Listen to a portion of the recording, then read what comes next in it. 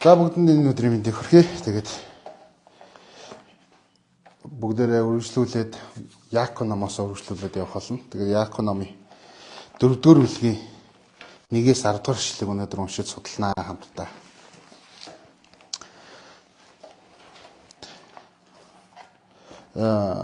Ерөнхийдөө энэ бүлэг 4-р бүлгийн эхлэл нь хорвоотой ходий болох уу гэдэг юм дид бүтцтэй.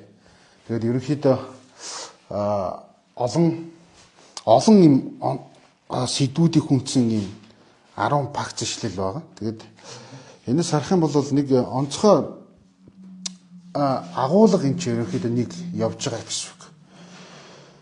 Бид нар бүгдээрээ л мэдээ л дээ. Ерөн бол хин нэгэн итгэж явсан хүн ингээд нэг уруух тохиолдол байдаг да тий.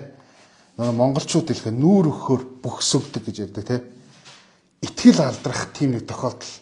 Хүний амьдралд ерөн хамгийн их итгэл алдаад тэрэндээ гашуудж болох зүйл бол юм уруулт байдаг баг. Уруулт гэдэг бол юм олон асуудлууд юм маш гүнзгийгээр бүр ингээд дотоод зүрхний гүнд хүртэл ингээд шархлуулж чаддаг. Жишээл эхнэр нөхрөөтэй уруултын талаар бол амар гүнзгий шарх үлдээдэг тий. Нөхөрлөл донд уралт бий болох юм бол тэр нөхөрлөл ахиж сэрэхгүйгээр юм хагарал үүсэж идэг.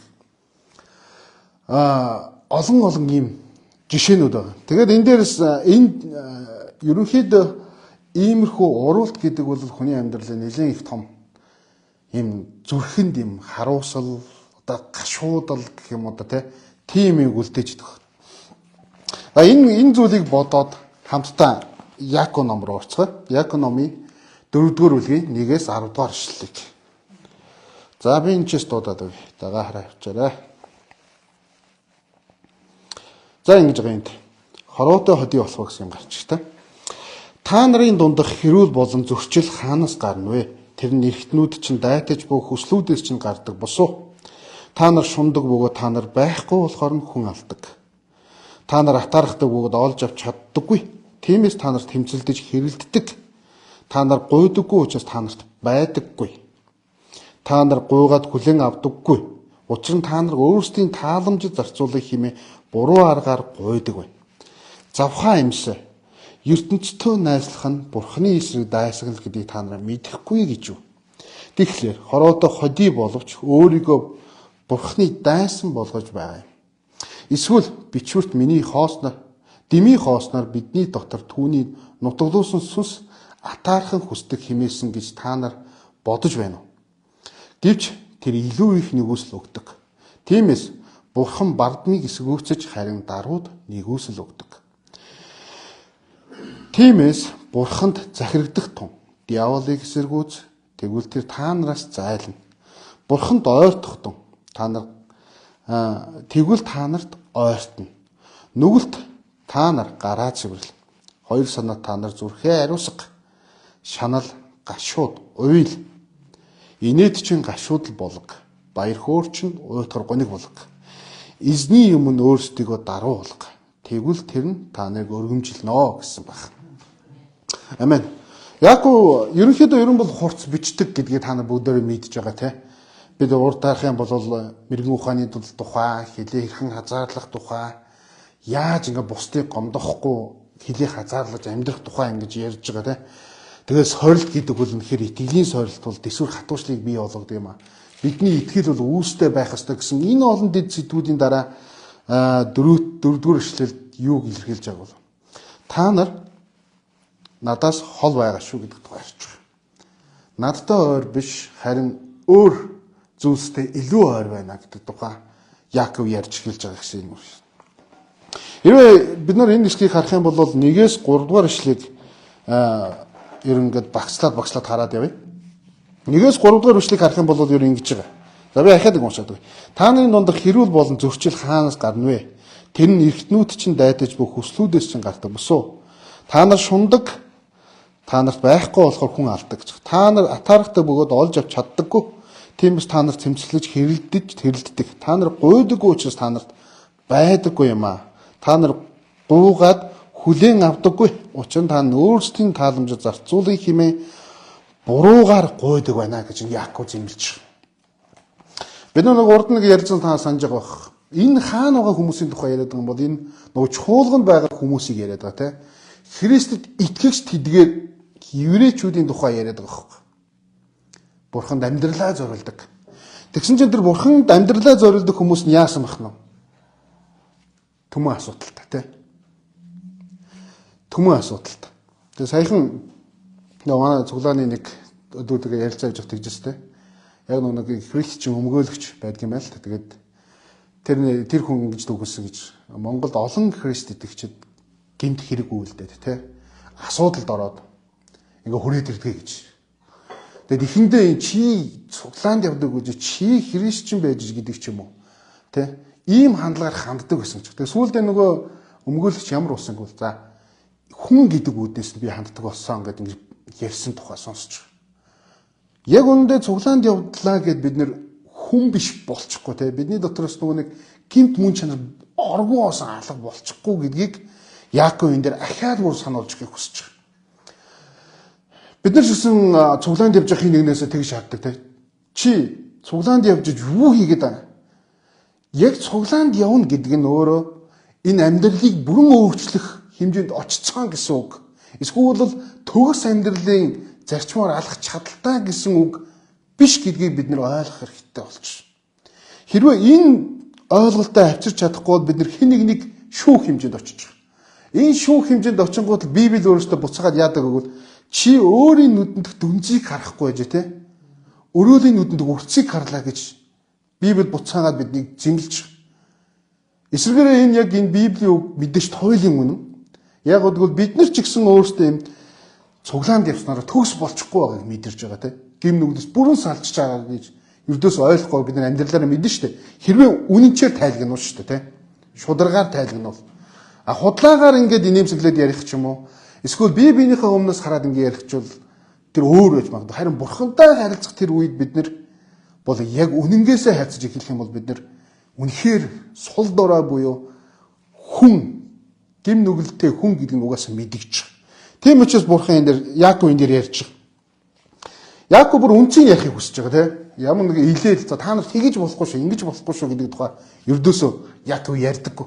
Яаков бол маш сайн ухаж хүний одоо энэ сэтгэл зүй одоо бүх юмыг мэддэг хүн шиг ингэж бүр туйлын үндсийг гаргаж дэлгэн тавиад тэрэн дээр анализ хийж дүгнэж ойлгох хэмжээнд бурханы сүнсээр ухааруулах хэмжээнд ингэж ярьж таацалж өгч. Хэрвээ 1-3-ыг харах юм бол ингэж байгаа. Зөрчил хаанаас гэлдэг вэ гэдэг юм асуулт гарч байна. Гим нүгэл магадгүй хаанаас гэлдэг вэ? Бидний харилцааны зөрчил хаанаас гэлдэг вэ? Энийг хэлэхдээ юу гэж байгаа бол та нар хүсдэг учраас гэж байна, тийм. Та нар шуналтай учраас танаас атаархдаг учраас ийм үйлдэлүүдийг хийд юм аа гэж хэлж байна. Хүсэл, шунал, атаархал гэдэг энэ гурван үгийг хэлэхдээ араас нь ямар үйлдэлүүдийг хийсэг бол та нар хүсдэг учраас дайн хийдэг те. Маргалтдаг хэрүүл зодон хийдэг. Та нар хүсдэг учраас шундаг учраас хүн алдаг гэж. Та нар атаархдаг учраас хоорондоо тэнцэлдэг юм аа гэдэг хэлж байна. Бид нар бүгдээрээ мэдж байгаа. Гадаад хэрүүл хийх, маргаан хийх, хүн алах гэдэг ч юм уу. Тэмцэлдээ бие биенийгээ доош нь их эсвэл бол бие биенийгээ муулах энэ зүйлүүд гадаад байдлыг ярьж байгаа те. Энэ гадаад байдал чи хаанаас ирдэг вэ гэвэл дотоод байдлаас чи илэрдэг юм а гэдгийг Яаков хэлж байгаа. Тэгэхээр ингэж нэг асуудаг, ерөнхийдөө бодогддог те. Тэгээ бид нар шунахгүй байх юм уу те? Христ итгэж бид нар шунлгүй амьдрах хэрэгтэй юм уу те? Тэд нар сайхан амьдраад байж та гэдэг ч юм уу те? Дэлхийн хүмүүс ингэж гоё амьдарч яхад гэж яхахыг би ердөөс олон сонсч байлаа Христ итгэгчдийн дундаас те. Ингэж гоё баян чинэл ингэж сайхан амьдарч яхад яхаараа л Христ гэхээр бид нар ядуу амьдрах хэрэгтэй гэдэг ч юм уу. Яг үндэ Библийг харах юм бол та нар ядуу амьдраа ч юм уу эсвэл бол тэгж сайхан амьдарч болохгүй гэсэн тухай бол ердөөсөө байхгүй те. Гэхдээ уг үндэсчин харин юунаас вэ гэдэг дээр Библи ерөнхийдөө анхаарлаа тавьчих. Та нар санаж байгаа бол эдрэгийн юм нэг жок байдаг да тий. Погши дотор суучаа тий. Карманда баахан доллар хийцэн тий. Тэгээ амар хиннээсээ ч үл амар үнэтэй виски байж хүний амьдрал нэг юм хэрэггүй штэ гэл. Тэгсэн мөртлөө Францаас цэврээс сахиалаад уучдаг гэж байгаа тий.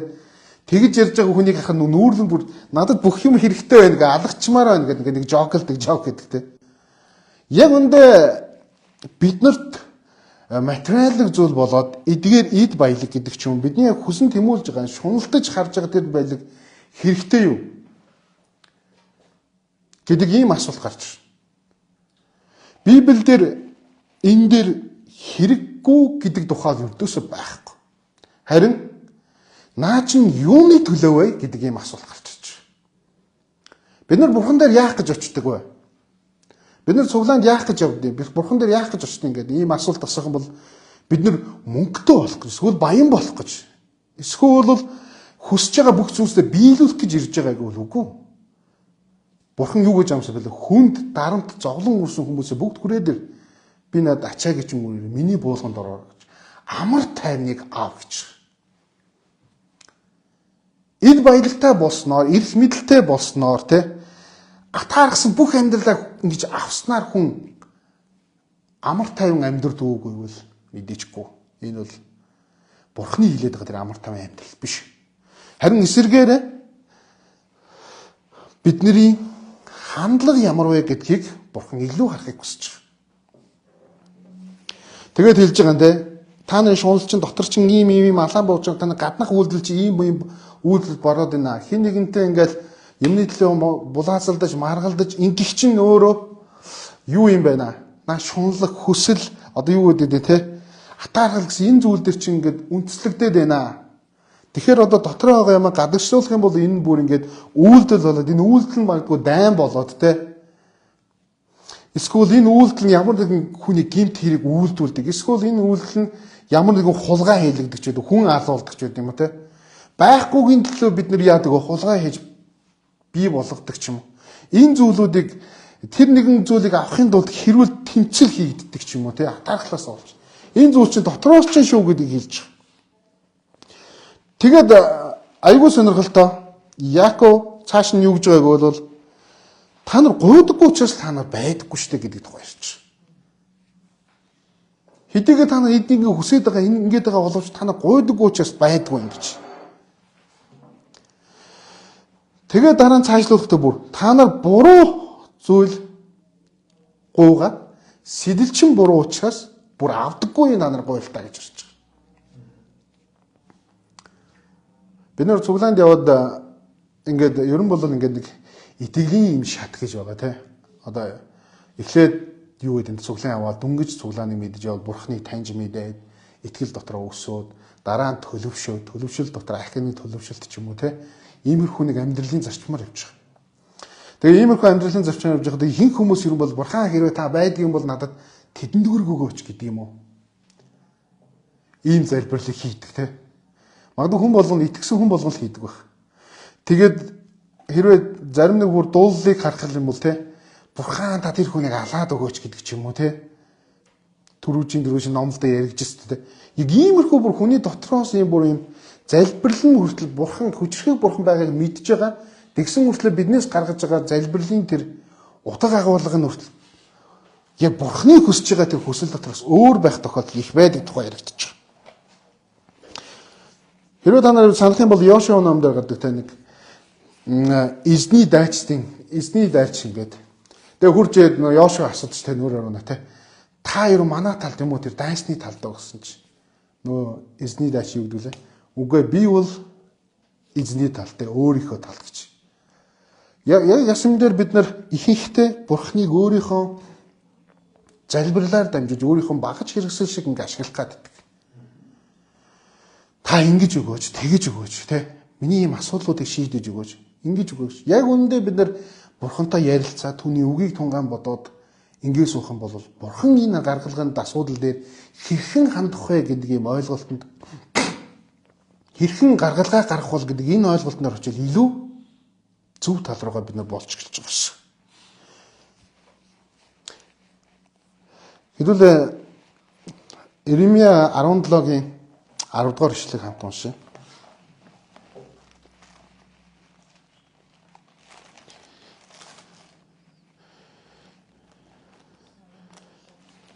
Арван долоогийн 10 дугаар ишлэл.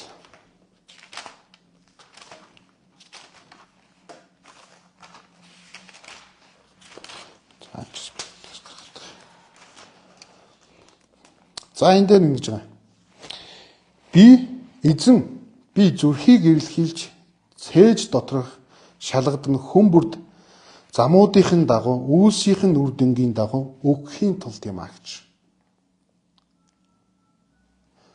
Өөрөөр хэлэх юм бол эзэн хүний зүрх сэтгэл дотор байгаа хүслүүдийг ийм шунлын сэдэлтэй эсвэл махан биеийн хүслтэй тэр зүйлээс илүүгээр ямар нэгэн байдлаар зүрхэн дотор цэвэр шудраг зүйлсийг харахыг хүсдэг гэдэг ийм тухай гарч. Ингээд хэдүүлээ энэ хэсэг ингээд 1-4 хэсэг ингээд харах юм бол ерөнхийдөө нэг ийм агуулга агуулгач. Зөрчил гарч ирдэг. Энэ зөрчил хаанаас өгвөл бидний дотроос бий болж байгаа зөрчлүүд юм аа гэж. Махан биеийн хүсэл, дачаал, шунал, одоо атаархал гэдэг ийм зүйлүүдээс болоод биднээс ийм үйлдэлүүд гарч ирдэг байна. Үйлдэлүүдээ бид нар хянаад яах юм бол шүү дээ. Айх юм бол бид энэ зүйлүүдийг авах ёстой гэвэл тийм. Гэхдээ яаж байг бол хэний хүслийн дагуу вэ гэдгээс бүх зүйл шалтгаалтай гэдэг энэ чи Яаков хэлж. Тэгээд цаашаа за 4-р ишлэлээр оръё. 4-р ишлэлд хамгийн гол зүйлийг хэлж байгаа гэж ойлгож бол ингэж байгаа. Завхаа имсэ ертөнцийн найзлах нь бурхны эсрэг дайсагнал гэдгийг та нар мэдэхгүй гэж юу? Тэгэхээр хорвоотой ходыг хэн боловч өөрийгөө бурхны дайсан болгож байгаа юм а гэж хэлж. Үнэхээр хорвоотой ходий болох нь бурхны дайсан гэдэг ийм сэдв гаргаж. Сүнслэх урвалтын тухай ерөнхийдөө энд ойлголтыг өгж байгаа тийм. Бурхнаас урах урвалтын тухай. Тэр түрүүн би нөгөө хэлжсэн та хэлэхдээ яг ингээд эхний нөхөр ч юм уу яг сайн найз бие биенээс урах тэр мэдрэмжийг урвж байгааг мэдэх мэдрэмж ямар байдаг вэ гэж те. Туйлын гашуун байдаг баг. Тэгээ энэ дээр ерөнхийдөө Библиэлд бид нар мэднэ шүү дээ те. Илчлэлт номон дээрээс ахуулаад бид нэг сүт бүсгүүтэй ерөн чуулганыг зүүрлдэг. Харин сүт залуугаар бурхныг буюу Христийг ингэ төлөөлүүлж ярьдаг. Тэгээ хуучин гэрэн дээр ч гэсэн олон удаа гэсэн Иремья номны 3-6-аас 9 дээр та нар завхаа имсэ гэж бусад бурхтыг шүтэж явж байгаа израилчуудыг харахтаа та нар завхаа имс гэж бүр ингэж дуудсан баг. Тэгээд энэ завхаа гэдэг энэ үг нь өөрөө юу гэж байгааг бол өөрөөс нь урууж явж байгаа тэр төсөөллийг гаргаж ирж байгаа.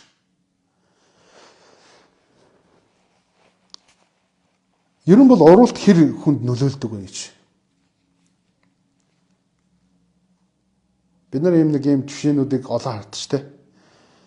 Нэг юм цаас барьж яваал тэ. Ингээ бацлал, доллар бацлал ингээ шидэл.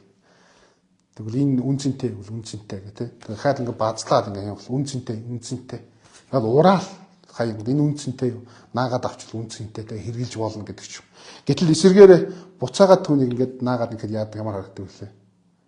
Урчиж гсэн тэ уранхаа үнцэнтэй мэт боловч буцаад юм асуудалтай харагдаж байгаа. Тэгэхээр энэ зүйлийг ярихдаа юу гэж байгааг бол та нар надаас урвсан гэдэг юм тухай ярьж байгаа. Дэлхийг дагаж явах нь юм уруулт юм байна гэдэг тухай ярьж байгаа. Тэгээ энэ дэлхий гэдэг нь яг грек хэлээрээ космос гэж байгаа. Тэгээд уруулт гэдэг энэ үг нь шүү дээ. Найзлах буюу нөхөрлөх гэдэг үг нь нөгөө фило гэдэг. Бид нөгөө ярьж байгаа грек үгийн те агафе Силас фило гэдэг те. Энэ нөхөрлөх гэдэг үг нь энэ хайр гэдэг үг байгаа байхгүй. Дэлхийг хайрладаг те. Тэгээ дэлхийг космос гэж байгаа энэ дэлхий гэдэг нь юу ярьж байгааг бол ердөөсөө энэ яг хоо газар шороо энэ хүмүүсийг ингээд хайрлах тухай ердөөсөө биш те. Энэ дээр хийж байгаа нь буруу цан үйлүүд буюу Христ итгэлийн эсрэг явж байгаа тэр бурхангүй амьдралын системийг хайрлаж амьдарч байгаа тухай ярьж байна. Тэрээс дэлхийг хайрласандаа бурхан ингээл үзий ядаад байгаа юм биш те. Ягаад гэвэл бурхан нэрэн өөрийгөө хуучин гэрээнд маш тодорхой хэлдэг. Би бол үнэхээр хартай бурхан шүү гэж те. Чи хэрвээ чи минийх байж хаад явах юм бол би чамайг хардах болно. Би чамайг буцаж ирдэл чин чамайг ингэж яах болно? Асуудлуудаар болох болно. Жишээлх юм бол хуучин гэрээндэр израильчуудыг олон удаа цөллөгт явж байгаа те. Цөллөгт яв дарлагч байгаа. Тэгээ буцаад өөрөөр дууж байгаа тийм түүхүүд гарч идэг. Дэлхийн үнэт зүйлс гэж юу юм? Бурхангүй амьдралын үнэт цус гэж юу юм те? Бурхангүй амьдралын одоо монголчуудаас бидэл бодъё л үнэт цус нь юу юм? Нэгдүгээр эд хөрлөг юм уу? Эд мөнгө, эд баялаг, алт мөнгө одоо те? Юу юм тэр? Хоёрдоод юу? Эрх мэдэл юм уу? Одоо нэг улсын их хурлын гишүүн чинь Элдэн гайн болчоор буухгүй шүү дээ. Тэндээ байх гад мэрийгээд тэр зүйлээсээ сэтгэл хангаж авах гэдэг гүрийгээд байгаа чинь энэ юм уу? Эсвэл юу юм? Дэлхийн тэр систем бурхангүй систем гэж юу юм? Эд баялаг, эрх мэдэл, эсвэл зугаацсан гэл. Очродгүй наргаанчин гэ. Олон зүйлсүүд байж болж байгаа. Энэ байдлыг харахтаа Яаков юу гэж байгааг бол завхаа имсээ дэлхийг хайрлахаа болооч гэж. Дэлхийг хайрлахаа бол гэдэг нь түрүүн тодорхойгоор хэлж байгаа нь юу вэ? Дэлхийн бурхангүй системийг хайрлахаа болооч л гэж. Энэ ямар хүмүүст хэлж байгааг бол бурхныг таньж мэддэггүй хүмүүст ердөөсөө хэлээгүй. Түүнийг таньж мэддэг итгэлийн тэр хүмүүс хэлж байгаа. Бурхныг хайрлахаа болооч. Дэлхийг хайрлахаа болооч гэж. Харин эсэргээр нь хурж ирээд бурханд итгэл найдвараа тавиач гэдэг тухайч. Библийн Матай 6:24 дээр байдаг те. Хоёр эзэн зэрэг үйлчлэх боломжгүй юм аа гэж. Тэгээ Библиэлд байдаг тийм тодорхой жишээ байна шүү дээ те. Булгийн нэг ихээс халуун ба хүүт ус зэрэг гарахгүй. Битгий юм бүлээн бай гэж те. Халуун бай гэж. Өөрөөр хэлэх юм бол бидний бүх юунууд үзэл бодол санаанууд бурхантайгаа л ойр байгаа ч гэдэг тухай ирч. Тэгэхээс дэлхийг хайрлах энэ бурхангүй систем дотор амьдрах нь амьдарч үзжгаад бурхныг таньж мэдсэн хүмүүсийн хувьд бол энэ бол үнэхээр асуудалтай гэдэг нь бид нар бүгдээрээ мэднэ. Тиймээс энэ зүйлээс холдоод хартай бурхан учраас эзэнлүү эргэх ёстой гэдэг ийм санааг Яаков одоо цааш нь гаргана. Хэдүүлээ 5 дугаар эшлээс ингээ харах юм бол ингэж байна. Эсвэл бичвэр миний дэмий хоосноор бидний дотор түүний нутаглуусан сүс нь атаархан хүсдэг хэмээсэн гэж та нар бодож байна уу? Гэвч тэр илүү их нэгүсэл өгдөг. Тиймээс бурхан бардамыг эсгүүцэж харин даруй нэгэнд нь нэгүсэл өгдөг гэж. Бичвэр нь яах гэж бичигдсэн бэ гэвэл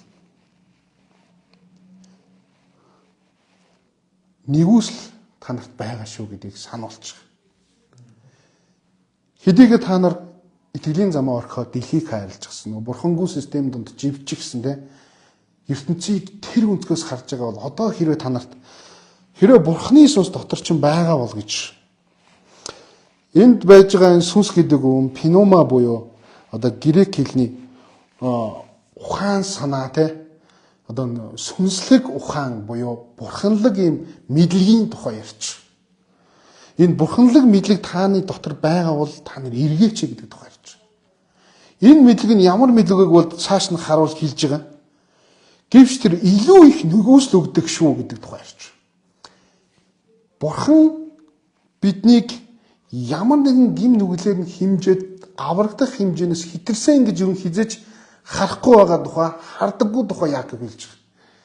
Хэрвээ та нар дотор бурхны мэдлэг байгаа бол тэр нь та нарын хийж байгаа гим нүглээс та нарын хийж байгаа алдаа дутагдлаас илүү их нэгүсэл байгаа шүү гэдэг тухай ярьж. Илүү биш дутуу биш. Та нар ямар ч заваан хүн бай те ямар ч асуудалтай хүн бай. Хэрвээ та нар бурхны өмнө ирэх юм бол та нарыг хүлээж авах шүү гэдэг тухай ярьж. Яаков. Нэгүслэл хүний уналт, нүгэл, тэмцэл одоо атаарлаас бүгднгээс нь илүү шүү гэдэг тухай ярьж. Тэр энэ атаарл нь ямар атгаар юм бүр хүн алсан хэмжээнд хүртэл байгаа шүү дээ те. Энэ хам сэдвийн хөөрөнд дарах юм бол хүн алсан байсан ч гэсэн магадгүй чамайг уучлах, таныг уучлах тэр нэгүслэл бол бурхан дотор байгаа гэдгийг Яаков энэ маш тодорхой гаргаж өгч байгаа. Гэхдээ ямар хүндөө гэж байгаа. Бардам биш харин даруй нэгэнд өгдөг юм а гэж ярьж байгаа. Тэрээр бардамыг эсэргүүцэж харин дарууд нэгүслээ өгдөг юм а гэж. Даруй хүн гэж ямар хүнийг хэлэх вэ гэж хайх юм бол Бурхны юм иш худраг байдаг хүн хэлж байгаа. Би ийм гим нүгэл үлдсэн.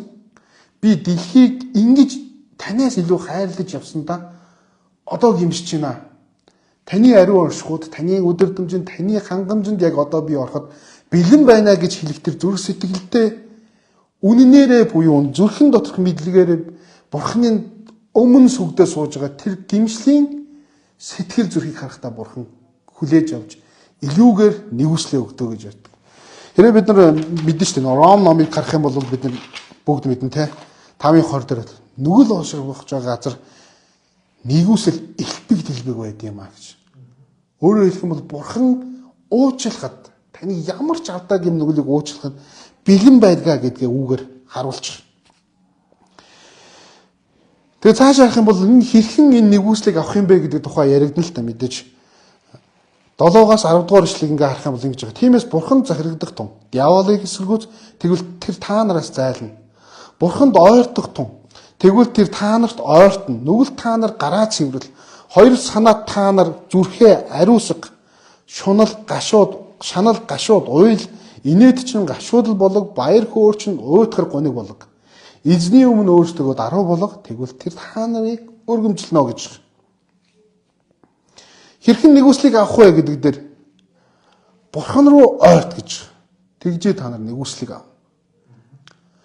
Бурханд ойртох дөрвөн алхам багыг энэ шууд тодорхой бичиж өгч байгаа юм те.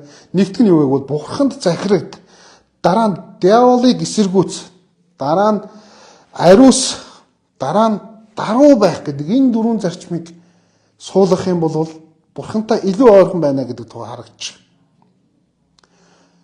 Энэ Бурхан бас амт хэрвээ та нар над руу ойртох юм би та нар руу ойртно гэдэг тухай. Зүрх сэтгэлийг хүлээж өгд. Энэ ойртох гэдэг үг нь мэдээж харах юм бол бид нэр бие махбодоос ингэж илүү ойртохоос илүүгээр ухамсартайгаар бүр санаатайгаар гэж агуулгана. Бүр санаатайгаар Бурхан руу ойртох буюу Бурханы оршихуйг таньж мэддэг түүний өмнө гимшилтэйгээр бүр өөрийнхөө гим нүглийг санаатайгаар илчлээд ирэх тухай ярьж. Байршил заахаас илүү. Тэгээд цааш нь юу гэж байгаа вэ? Маш тодорхой хэлж байгаа. Гараа цэвэрлэх, зүрхээ ариусгах тухай ярьж. Мэдээж дотоод зүрх сэтгэл шаналлтайгаар Бурханы оршихуд ирэх юм бол бидэд гадаад байдлаараа гим нүглээс татгалзах хэрэгтэй болно. Гараа цэвэрлэх гэж байна. Асуудлуудаас татгалзах хэрэгтэй болж байгаа. Зүрхээ ариутгах гэдэг нь чин сэтгэлийн дотоод өөрчлөлтийн тухай ярьж. Хэрвээ дотоороос нь өөрчлөгдөж гадаад байдал маань ч гэсэн өөрчлөгдөж ирнэ гэж. Яагаад Яаков ихлэхдээ хүслүүчт нь дотроос ч бүх үйлдэл чинь гараад дэжтэй гэдэг тухай ярьж байгаа. Угаасаа хүнийг зүрх сэтгэл буюу одоо бидний мэддгээр тарихтэй оюун бодол маань биднийг удирдан чиглүүлж. Бидний гараараа юу нүгэл үлдэхүү эсвэл бол Бурхан руу ойрцсон тэр ариун зүйлсийг эсвэл хүнд сайн зүйлсийг хийх үү гэдгийг яг л бидний дотоод мөн чанар буюу энэ сэтгэл оюун ухаан бүгд шийдэж байгаа болохоос бидний гар өөр ингэж ангаараа юм хийгээд байгаа юм биш. Тэгээ Еврей 10:22 дээр бид чин сэтгэлээр итгэлээр дүүрэн байна. Байж Бурханд ойртё гэдэг. Бурханд ойртох, Бурхантай хамт байх гэдэг бол ердөөсөө нэг зүйлээр биднийг айгүй урагшлуулах хүчин бол тэр нь юу вэ гэвэл бид нар итгэлээр ойртох хэрэгтэй. Итгэлтэйгээр Бурхан бол бүхнийг бүтээгч, Бурхан бол миний аврагч. Дуул номдор байдаг те. Бурхан бол миний хамгаалагч. Бурхан бол миний аврагч. Бурханы оршихуй бол миний хорогдох газар гэж те. Итгэл гэдэг нь Бурханы гэрэн бүх зүйлийн төв болгооч. Өнөө англи хэлээр ирэх үү те. Хамгийн ихэнд Бурханыг тавиа гэдэг ч юм. Энэ зарчмын дагуу амьдрах нь энэ Бурханыг нэгдүгээр тавьж амьдрах гэдэг энэ ойлголт нь эхлээд юун дээр ирж байгааг бол бид нэр бүх шийдвэрүүд дээрээ дотроос гарч байгаа үзэл санаанууд дээрээ ертөнцийг харж байгаа үзэл дээрээ бид нэр Библиэлэг буюу Бурхан суурьтай амьдарч иж энэ нь өөрөө бидний урагшлах буюу Бурхантай ойрох алхмуудыг бий болгож өгч. Тэгээ хамтдаа бүгдээр дуул 73 дараа бүлгийг гаргая. Дуулал 73.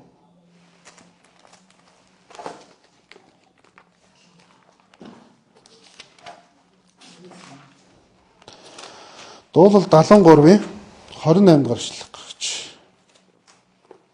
Хамгийн сүүлийн ишлэл.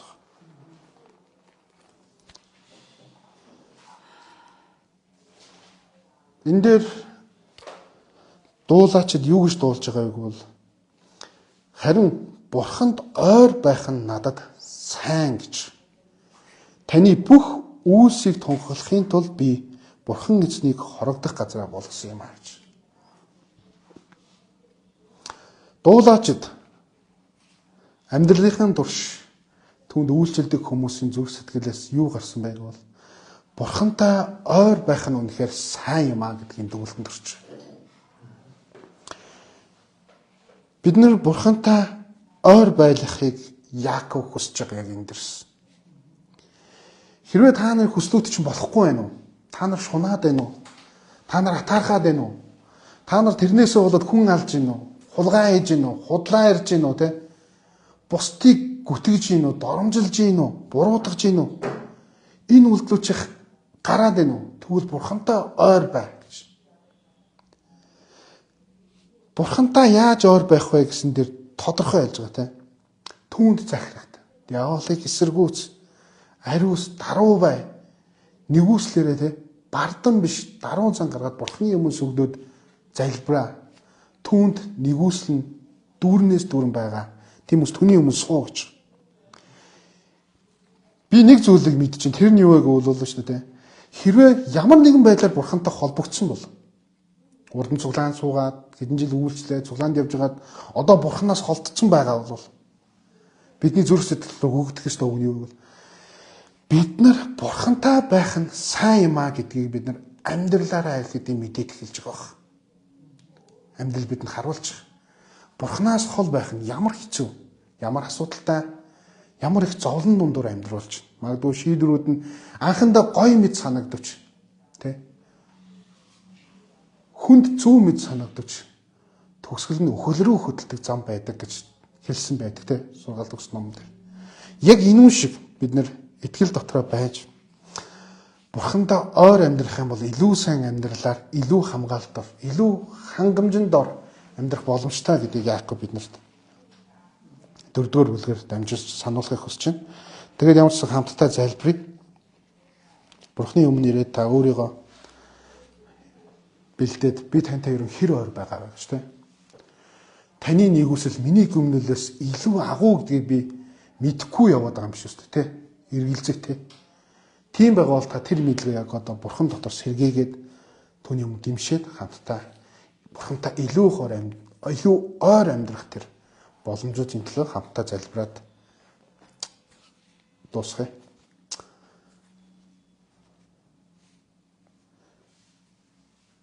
Гайхамшигт бүтээгч Бурхан Аав минь тань талархъя. Тэгээд таны аврагчхууд ор ирсэн байна.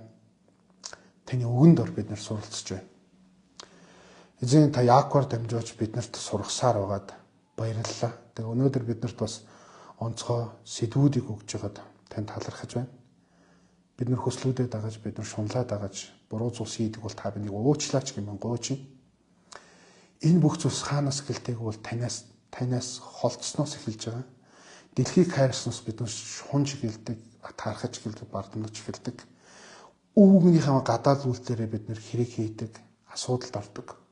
Харин бид таны өмнө сууж байна. За одоо тантай улам илүү ойр болохыг хүсэж байна. Бидний ойрцон тантай хамт байхыг хүсэн зүрх сэтгэлийг нь дагуулж аваач. Таны нэгүсэл бидний гим нүглээс илүү учраас та биднийг өөртөө ойртуулж бидний чин сэтгэлийн гимшилгийг танд эргэн ирэх боломжуудыг биднэрт олгож өгөөч хэмээн гуйж. Бид ухаарах боломжийг, бид өөрийгөө шинчлэх боломжийг та бидэнд өгөөрэй. Тантай ойр байх нь сайн юм а гэж дуулаачд өгсөн. Тийм ээ бид нар ч гэсэн тэр хэд өгөнж нийцээ тантай ойр байх нь бидний амьдралд үнэхээр сайн хэрэгтэй. Эзэн таны хайр халамжинд ор, эзэн таны уучлалд ор өөрсдөө мэдэрч ойлгож ухаарч амьдрах боломжийг гаргаж өгөөрэй. Танаас холдсон багдуу дэлхийг илүү их хайрлсан тийм хүмүүс эзэн байгаа бол тэдний зүрх сэтгэлийг одоо тань руу эргэх, таны өмнө гимшилтэйгээр ирэх, чин үнэн чир гимшилтэйгээр ирэх боломжийг олгож өгөөч.